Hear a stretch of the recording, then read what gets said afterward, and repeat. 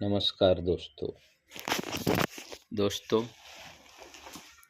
आज मैं बात करने वाला हूँ, राजनीति है क्या।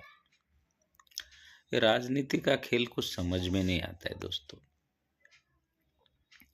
मुझे लगता है राजनीति बहुत ज़रूरी है। राजनीति के बिना देश आगे नहीं चल सकता, देश का कोई काम भी नहीं हो सकता। किसी भी चीज़ में राजनीति की तो ज़रूरत होती है, जैसे कि गांव के स्तर पे, तालुका स्तर पे, जिला स्तर पे, राज्य स्तर पे और समझो एक देश के स्तर पे भी, एक कंट्री लेवल पे भी। राजनीति के बिना कुछ पत्ता भी नहीं हिल सकता। राजनीति तो होती है और राजनीति ही जरिया है सब कारोबार का। अपना जो व्यवस्था बनाई है वो राजनीति ही उसको चलाती है, राजनीतिक लोग ही उसको चलाते हैं। पर दोस्तों, आजकल मुझे ऐसा लगता है राजनीति में कोई भावना, कोई दिल की भावना या संवेदना, ये सब खत्म हो गया है, ऐसा ही लगता है बस। क्योंकि राजनीति में कुछ पता ही नहीं चलता कि जो राज करते हैं, जो नेता है, उनके मन में कोई भावना या कोई संवेदना कुछ ऐसा है कि नहीं, वो कुछ पता ही नहीं चलता। अभी ताज़ा उदाहरण देख लो, महाराष्ट्र के जो डिप्टी सीएम थे, उप मुख्यमंत्री माननीय श्री अजित पवार, अब उनका निधन होके 4 दिन नहीं हुए।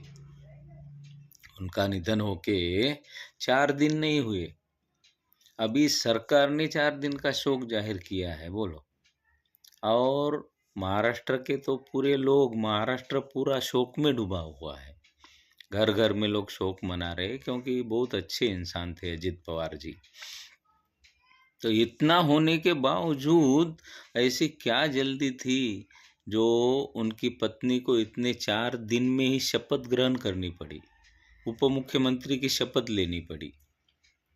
क्या अपने हिंदू धर्म के उनको रीति रिवाज पता ही नहीं है? कम से कम हिंदू लोगों में अपने जो 10 दिन का, 12 दिन का कम से कम जो दुख वटा मानते हैं, जो शोक व्यक्त करते हैं, वो सब चीज़ें होती है 10 या 12 दिन अपने हिंदू धर्म के हिसाब से। तो क्या राजनेताओं को कोई भावना, कोई संवेदना कुछ रही ही नहीं? पता नहीं चलता दोस्तों। कभी कभी ऐसा लगता है कि राजनीति है क्या। अभी चलो, पहले मुझे तो ऐसे लगता था कि पहले राजनीति मतलब जो राजा नीति बनाते हैं और पब्लिक के लिए, जो लोगों के लिए नीतियाँ बनाते हैं, जो नियम बनाते हैं लोगों के भविष्य के लिए, और वो जो नीतियाँ बनाते हैं वो नीतियों पे ही राजा काम करते हैं। मतलब जो भी नेता है वो हिसाब से चलते हैं, काम करते हैं।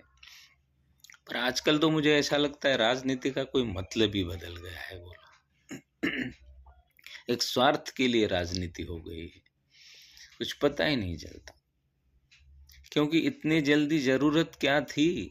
4 दिन हो गए हैं उनके पति का, मतलब माननीय श्री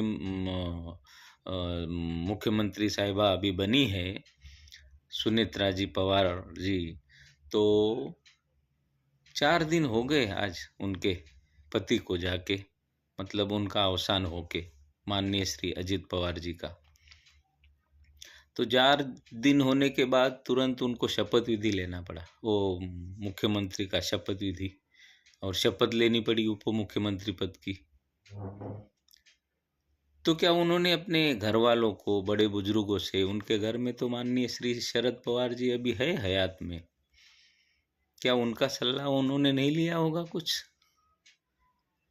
क्योंकि इतना बड़ा शोक हुआ है, इतना बड़ा दुख का पहाड़ घर में ये हो गया है, पूरे महाराष्ट्र पे, उनके घर में क्या, पूरे महाराष्ट्र पे, पूरा महाराष्ट्र शोक मना रहा है। पर ऐसा लगता है कि इनको पता नहीं क्या, कि जल्दबाजी थी कि बस उप मुख्यमंत्री बनना है, और उन्होंने उसकी शपथ ले ली। अगर ऐसा होता तो चलो, उनके घर के सब, माननीय श्री पवार साहेब, श्रीमती सुप्रिया सुळे जी, और उनके बहुत सारे दूसरे भी घर के मेंबर, परिवार के लोग, वो भी तो हाज़िर रह सकते थे, पर कोई हाज़िर नहीं था। तो इसका क्या मतलब है कि वो शोक में डूबे हुए हैं और उनको पता था कि भाई इतने जल्दी में ये होना नहीं चाहिए, पर कदा उनके उनको पता ही नहीं होगा इसके बारे में कि शपथ के बारे में, और जल्दबाजी में शपथ ले ली गई। महाराष्ट्र के लोगों को भी पता नहीं चला, सब आश्चर्यचकित हो गए, सब अचंभे में रह गए कि हम तो शोक मना रहे हैं, पूरे कार्यकर्ता शोक में डूबे, पूरी पार्टी शोक में डूबी है, और माननीय श्रीमती जी सुनेत्रा जी पवार जी ने वो शपथ ले ली। अब ये राजनीति कहाँ जा रही है, कुछ पता नहीं चल रहा। शपथ लेने वाले और शपथ देने वाले, अब पता नहीं वो लोगों के मन में कोई संवेदना या कोई दुख की भावना भी थी या नहीं। उनको ऐसा लगा कोई दुख हुआ ही नहीं है, ऐसा ही लगता है मुझे तो, क्योंकि नहीं तो एक सामान्य इंसान भी इसमें एक विचार करने लगा है।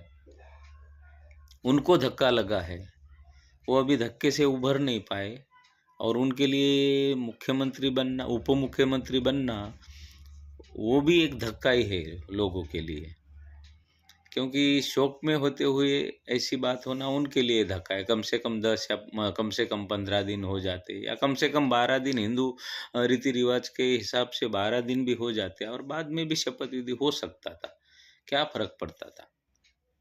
पर पता नहीं है राजनेता के लोगों के मन में कब क्या आता है कि राजनीति में कब क्या हो जाएगा, एक मिनट में भी कब कौन किधर जाएगा, कब क्या हो जाएगा, पता ही नहीं चलता।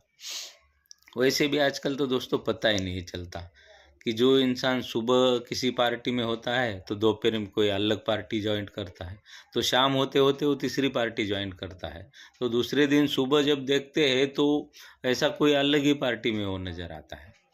क्योंकि एक राजनीति पता नहीं एक खेल जैसा हो गया है, वो जिसको जहाँ स्वार्थ दिखा वहाँ चले जाते हैं, जिसको चाहिए वो आजकल पैसा दो फोड़ो, नियम वियम का कोई लेना देना नहीं किसी चीज़ का।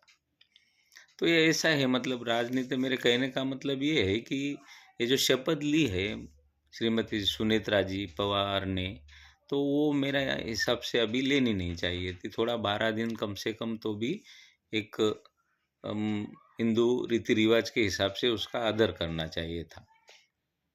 तो जो भी है दोस्तों, अब ये राजनीति क्या खेल है हमको पता नहीं चलता उसमें, पर राजनीति तो करनी ही है, वोट भी अपन को देने हैं, क्योंकि राजनीति के बगैर तो देश चल नहीं सकता, कोई राज्य चल नहीं सकता। अब जो भी हो, अब वो राजनेता ही जाने कि उनके मन में क्या रहता है। वो राजनेता, वो जो लोगों के लिए राजनीति मतलब लोगों के लिए नीति बनाते हैं क्या, या खुद के लिए ही अपना कुछ नीतियाँ बनाते हैं, पता नहीं चलता। जो भी है, पर श्री माननीय अजित पवार जी को फिर से श्रद्धांजलि, और उनको कोटि कोटि प्रणाम। बहुत अच्छे नेता थे वो महाराष्ट्र के, बहुत जिंदा दिल इंसान थे। विश्वास ही नहीं होता है कि वो इतनी कम उम्र में ऐसे अचानक छोड़ के चले जाएंगे। जो भी है, चलो अभी हमारे महाराष्ट्र के लिए गर्व की बात है कि चलो एक महिला मुख्यमंत्री, उप मुख्यमंत्री सॉरी महिला उप मुख्यमंत्री एक पहली बार बनी है, तो महाराष्ट्र के लिए एक अच्छी बात ही है। उनको हम शुभेच्छा देते हैं, माननीय श्रीमती सुमित्रा जी पवार जी को शुभेच्छा देते हैं कि उनका भी कार्यकाल बहुत अच्छा हो।